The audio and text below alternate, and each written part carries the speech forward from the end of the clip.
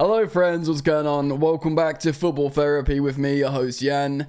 As always, I hope you're doing well, mate. I really do hope that, and welcome on back. Welcome on back to Chelsea News, the daily series here on the channel where I reflect on what's been said about Chelsea, which always seems to be like a lot, giving you my thoughts on that. More importantly, as always, asking for yours, and today we're going to reflect on the Victor Osimhen release clause, what's being speculated to be very, very cheap. Of course, this is notable. John Obi Mikel speaking about this in his latest podcast. He's mates with him. He's spoken to the sporting directors. He's trying to act as an agent to get that deal done.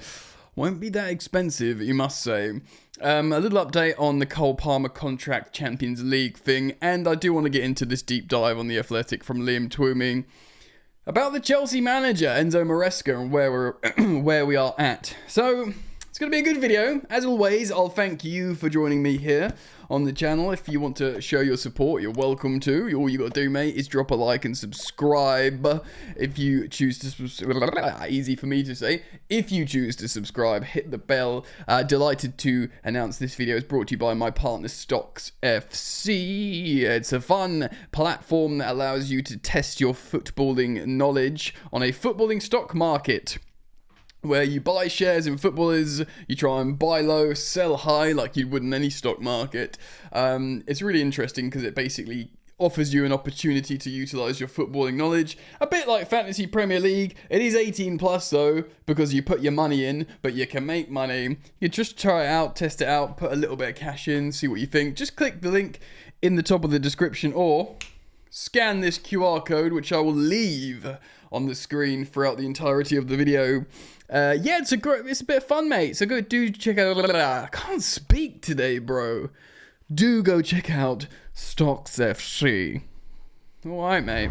Yes. So let's start off with this little Cole Palmer thing, because there was some news circulating that there was a clause, or there is a clause in Cole Palmer's contract that if we're not in the Champions League, there's like an exit clause that he can be bought for or something, or he can like be asked to leave or something like that. It was circulating around social media. Ben Jacobs has come out, broadcaster, reporter, journalist Ben Jacobs who's by the way got good information by all accounts, is well informed, and said, yeah, this is not true. Not only is this not in Cole Palmer's contract, it's not on any Chelsea player's contract. The only clause is if they're not in the Champions League, they don't get paid as much. So they have to be playing in Champions League competition to maximise their wage revenue. Great. I mean, I've always been for that personally, and I've said it for years now. Incentivized wage structures, because it makes players not just collect a pay packet and be a mercenary, which of course we've seen lots and lots at Manchester United, but we were beginning to see at Chelsea as well. So that's why I was calling for it long before, Roman Abramovich left Chelsea. Yeah, look, Palmer is frustrated, rightly. Of course he is, yeah, because things aren't going the way we want them to. But that's on the pitch. He's still, look, like, I know we're all so emotional, and I understand, rightly so, it's football, but him coming to Chelsea was by far the best decision in his career. Even if he left City and went somewhere else, you just don't know he's going to have that breakout season under Pochettino. He's still having a very good season now. He's, England international. He's got this new, brand celebration. Everyone loves him and yada, yada, yada. He's just annoyed that we're not winning right now, just as the other players are annoyed, just as all Chelsea fans are annoyed. But there's no exit clause in this contract. And, we're not selling Cole Palmer. Don't worry about it. Now, in terms of attackers, Victor Osimhen, of course, I spoke about this on yesterday's video. John Obi Mikel brought it up again on his podcast about how we need a striker. We need a striker to give, if anything, competition to Nico Jackson, but we need clinical goal scorers. And he spoke about Victor Osimhen again, who's a player who's friends with him, who he speaks to. He's, of course, knows we were very close to signing him at the end of last summer. and it just didn't get over the line because there were some finer details. Mikel has always said like it's something that we can pick up. He inferred that originally it's something that we could pick up in the January transfer window, but it looked like Osimhen was gonna go nowhere. But that even though he will have many options, he could pick him up. We could pick him up in the summer. Just pick up where we left off. Explain. The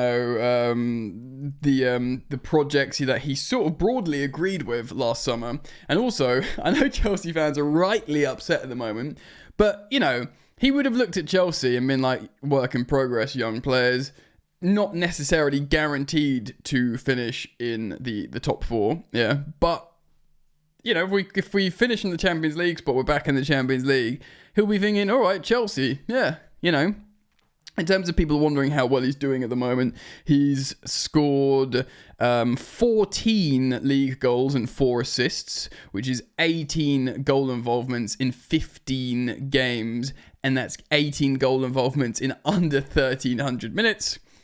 Big team Galatasaray in Turkey, fine, you might think whatever, of course, but still got to do it. He's still got 5 goals and an assist in 6 appearances in the Europa League. Higher competition that we're playing in at the moment. That's 6 involvements in 6 games in just 500 minutes. He's still playing very, very well indeed. 4 Man of the Match awards in the league as well. So he's averaging a Man of the Match award over 1 every 3 games as well. So he's playing very, very well, and he's recognised as just playing well as getting the goals and assists. So he's still very good. He's 26 years old as well, and he doesn't turn 27 until the very end of next year in his prime. He's that sort of senior striker that could push Jackson and that Jackson could learn off. I've said it before, I've said it again, he just feels like quite a Chelsea striker. There's something about Osimhen, like the sort of self-belief, the play style. Of course, he idolised Drogba, that's why he wanted to come to Chelsea. It feels like it should be. It might not come to pass, but it's obviously been circulated around the media that his release clause is about 75 million euros, which for people in England that understand better in pounds, like me, that's 62 million pounds. That's what we pay. That's the base rate we paid for Mudryk that can rise to 88.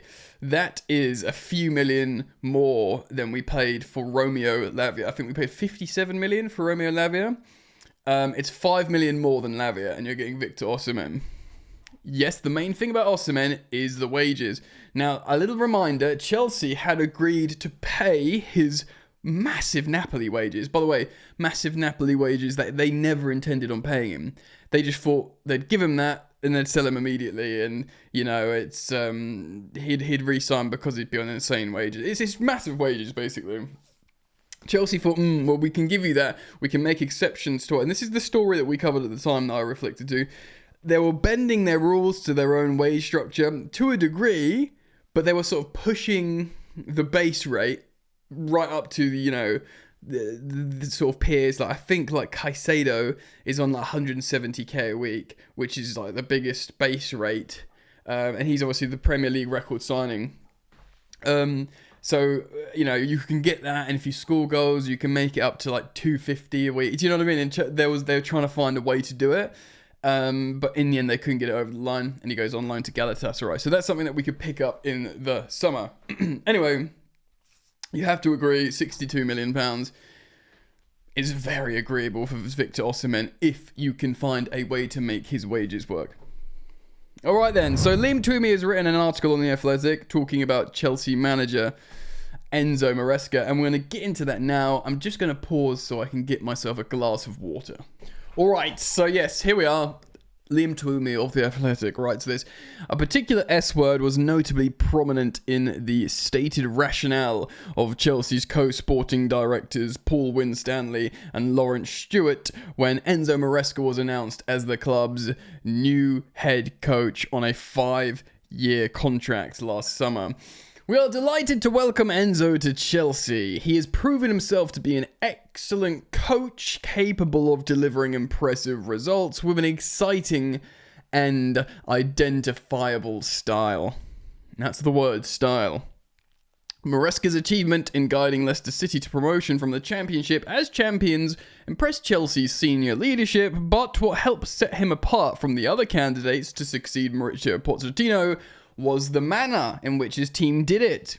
He played in a style that offers control, balance, chance creation with defensive solidity. Can I just say, I'm not gonna. It's been really, really poor from Enzo Maresca. I didn't like the dark side of Sarri ball, Sarrismo. But, and I've got to be firm on my opinions because I definitely demonstrated them here on the channel prior to Maresca being appointed, that I wanted some control through tactics and style. And obviously we've been crap and we've been shipping goals and it's all bollocks, sorry for swearing, when it comes down to that. But the high octane, up and down, creating spaces, just leaving yourself open over and over and over under Pochettino was just raising my blood pressure. And I never felt safe. And I was gagging for a little bit of that time, even a bit boring, if throughout the whole season, it makes you safer, it makes you more controlled, and it makes us just not go mental, essentially. So yeah, let's read on. A style of football heavily influenced by Maresca's mentor, should I say, and that's Josep Guardiola, the most consequential coach of the modern era. I can't even talk, mate. The modern era, and yes, you can't argue with that, friends. A style of football that Chelsea believes suits the players they have signed and the ones they intend to sign in the future. A style of football they believe offers the best chance of transforming the vast recruitment project into a consistent winner on the pitch at the highest level. Well, that's the only part that speaks to us. No one really cares about the project, understandably. Well, the theory of the project, the portfolio of the players. We just want to see the goals go in the back of the net and some trophies being lifted. I mean, that's all that matters, ultimately. 8 months in, Chelsea and Maresca are a long way from that and trending alarmingly in the wrong direction. 2 wins in the 9 Premier League games have dropped Maresca's young team, depleted by injuries to several key players from second to 6th. And many of the performances have indicated that their style of play is malfunctioning. I mean, that's true. It's not just the 2 wins in 9 games. It's the watching the games and going, what the bloody heck is this? Like, this can't, how does this get better? How is this going to work? We've gone from free scoring, fun young Chelsea, top scorers in the league, 2 points off Liverpool, fun, to, oh my God, I can't see a way out of this. You know what I mean? Like, how does this get better? That's just speaking for myself here. Without a recognisable number 9 in their last 2 matches against Brighton, those muggy little seagulls. Other words beginning with S came to mind while watching Chelsea's attempts to play Maresca ball. Sluggish, stale, sterile, spiritless, self-defeating, and dare I say, sacking? Maybe that's a little bit ahead. Many of the supporters who twice made the miserable trip to Amex, who would probably venture a few more, not suitable for print. Yeah. True. And by the way, again, I said it before, I'll say it again. Boy, howdy, I feel sorry for them, man, who went up to the Amex and Brian. There's a continuation. God, if there is a continuation at Aston Villa on Saturday. And by the way, you got to hope we win and sort us out, because you got to back Chelsea, you got to support the team, and you got to hope for a win. But it seems like a fool's hope at the moment. Conceivably, that Chelsea's next outing at Stamford Bridge against Southampton on Tuesday will feature Maresca facing noises of disquiet from the stands, similar to those aimed at Maurizio Sarri. Sarri was the last Italian who attempted to implement a grand progressive idea of football at a club that has spent most of this century defining itself. Yeah, this is good. In opposition to philosopher coaches like Guardiola and Arsene Wenger. Chelsea's sort of the anti-Barcelona, As much as Roman Abramovich wanted Chelsea to become Barcelona, hiring Vies Boas, trying to get the old guard out, make us tiki-taka. Even, I know Marina Granovskaya championed Sarri, but it was like, come on, we can do this. But the reality is, Chelsea was the anti-Barcelona. We were a bunch of big boys that wouldn't get bullied, that would be happy to play without the ball, that would be ruthless when taking our chances. And that's fun. You know, of course, you thought, well, we win Champions Leagues, only team in London with Champions Leagues, we're big on the map in Europe, we should be knocking it about a little bit now, keeping the ball on the deck. But over time, like, it was like, you know, as much as Ancelotti, we scored a bunch of goals, Drogba popped off and got loads, it was still like, all that matters from Chelsea fans is winning, and is spoiling the party of the likes of Arsenal and Tottenham. And do you know what I mean? And even if that's in a negative way, it's almost like more satisfying being the villain. Like, that's what we grew up, well, I grew up with Chelsea as, you know. So yeah, there's a bit more on Sarri, and all the signs are that Clear Lake Capital's commitment to the school of football represented by Maresca is all-encompassing. There are 3 significant blue coach hires in the summer. Maresca was by far the most high-profile appointment, but the former Benfica Academy Felipe Coelho, excuse my pronunciation, was also recruited for the under-23s to establish the same principles, of course. And sister club Strasbourg replaced Patrick Rio with Liam Rosenio. It sounds French, and I feel like I should be able to say that. If it is French, it means pink-black.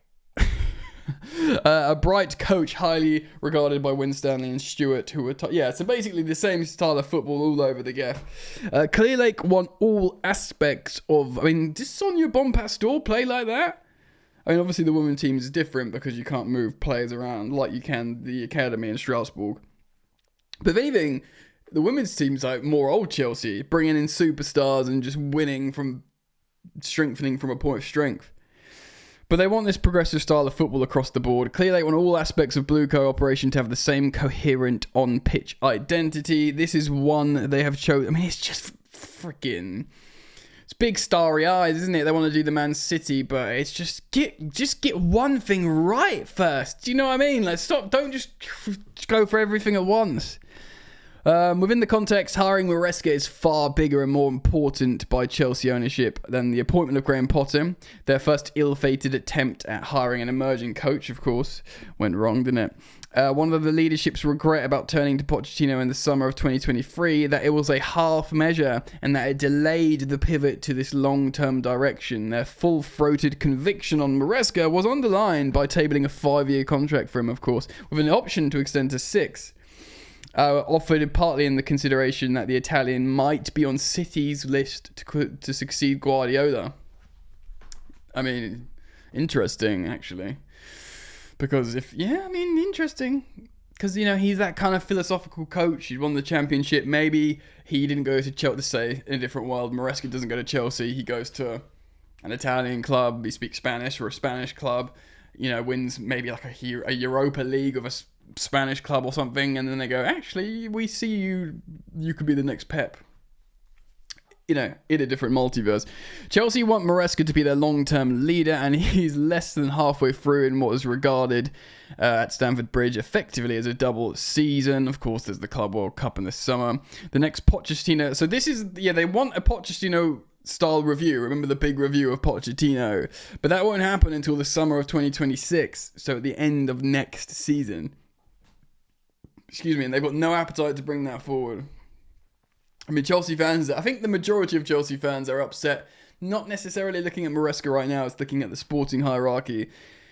But, me personally, unless he completely loses the dressing room and players and just starts self-destructing, yeah, fine, I'm pretty much in on him. Do you know what I mean? Like, so I don't take an issue with that. I like a lot of what he said, and a lot of it because it's boring and not giving us much. And me as a content creator, I'm kind of like, in many ways, a journalist. You want the juice, don't you? But he doesn't give the juice, and actually, away from the content creator and away from like the journalistic aspect, as a Chelsea fan, I like that because it's like, it's not making us vulnerable, it's offering stability. Although of course it's always fun when we get drama and theatre like your Jose Mourinho's, your Tuchel's. I say less so Conte, because Conte was more the sort of dark side of Mourinho and not so much the good side. He throws his toys out the pram very quickly, Conte. The eternal truth of football is that results and performances shift the fan sentiment. Of course, his public insistence, Maresca, that it's the contingent Champions League qualification is technically true, not qualifying this season, but it does not reflect the strength and desire and a sense of, look, let's talk about that. Because you got Malagusta coming out going, yeah, top 4 is the target. And we've had briefs before Maresca was hired that we need to get top 4 and challenge for trophies with the new manager. Granted, that didn't specify the first season, but I mean, come on. You started well, even if you saw with your young squad, yeah, I'm worried about these kids. They look like they've got an attitude problem. I don't see consistency with them. I think we're running hot, and these wins don't reflect actually what we are as a team. Fine, go to the media. Nah, we're in a title race. But yeah, I think he laid it on too thick how unequipped we are, and that bled into fragile player minds and essentially exacerbated the situation. That's what I think.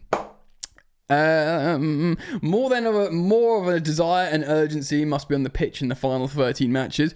You can say that again, mate. Even in the face of a daunting injury situation, last summer Chelsea fully expected teething problems. And I expected teething problems in a bit, but maybe not this profound. And they say in moments during the adaptation of football, but we had half a season. A good first half. It's the other way around. Why can't you say, oh, adaptation, so the first 4 months is tough, but then you get better? Well, why have we done it the other way around? That makes no sense. That makes no sense. There was also a strong belief going into the campaign that the talent level was good enough for a top 4 finish. There you have it, mate. There you ruddy have it. Maresca will likely need to get creative with his tactics, of course, to halt Chelsea's slide and keep pace with the resurgent City, Bournemouth and Newcastle. Particularly up front, we've got no Nico Jackson. But even Guardiola's dominant run in England has been underpinned by a willingness to evolve and adapt his approach and different person. Yeah, Guardiola, everyone thinks like, oh yeah, look, Guardiola is the most influential coach of our time. From grassroots level all the way up the top, everyone wants to knock it about, play out the back. It's Pep Guardiola taking it, the Johan Cruyff onwards and beyond. But even he went from, in trying to invert fullbacks like we're doing now when he first came in 2016, dropping that, changing goalkeepers, playing a certain way, to playing 4 centre-backs along the back and just going to big boys and destroyers, playing false nines. Raheem Sterling as a false nine, scoring loads of goals. Instead of Sergio Aguero, but then switching again and just going for a big friggin' lump up top and getting that Norwegian Viking, Haaland. So he changes all the time. He'd like to control games broadly, but he changes all the time. Anyway, there's a little bit more. Go read it. It's behind a paywall if you want to. Look, let's bring it on home because this is a long, ruddy video, man. I am all in. Well, I'm not all in, but I'm certainly in on Maresca. I think he's appropriate. I like him. I think probably he saw the problems underpinning this young Chelsea squad's situation. He saw that and he was like, I've seen it in training. I'm worried. I've done the projections. I've looked a little closer than us, fans, and I don't like it. But yeah, the thing is, it could still be so great if we just arrest this slump. It's on a knife edge, bro. If we lose to Villa, yeah, and then Chelsea fans are fuming. Of course, there's talks of protests for the Southampton game. And they'll be much more inclined to add a little bit more juice to that if we get slapped up by Villa. Maybe if we do a really good job on Villa and, the Chelsea players are celebrating, hugging, and they go over to hug Maresca and the away fans are singing and all this kind of stuff. Maybe that will dampen the appetite for it. But it feels like it's on a knife edge. If we beat Villa and then we beat, the bottom 2 in Leicester and Southampton, which, by the way, we play at home, both of them, then we're back in the top 4 race. We finish top 5. We win the conference. We sign the aforementioned Victor Osimhen and some other man, and we're all having a lovely time. It feels like that could happen, but it feels like also we are so close to it. It feels like we already are in disaster because of the absolute dismal run of form, but it can still, even now, be represented as the blip. The blip that went on for a little bit too potently for too long, where we looked a little bit too lost, but whatever, we got out of it. But I just don't see the obvious escape, personally. But one thing is for sure, I'll be following all the stories here on the channel and expressing my thoughts. So make sure you do subscribe if you're yet to do so. I'll thank you for liking the video and showing your support. Remember, Goat Gang Football Therapy merch available if you want it. Just check it out, just letting you know, mate. And these lovely people here, if you fancy yourself a bit of a gamer on the world of football and you want to, you know, test your knowledge and put a few quid in, do check out Stocks FC by scanning the QR code or clicking the link dans la description. But one thing's for sure, I do hope to see you back here, my friends. Take care of yourselves. Peace.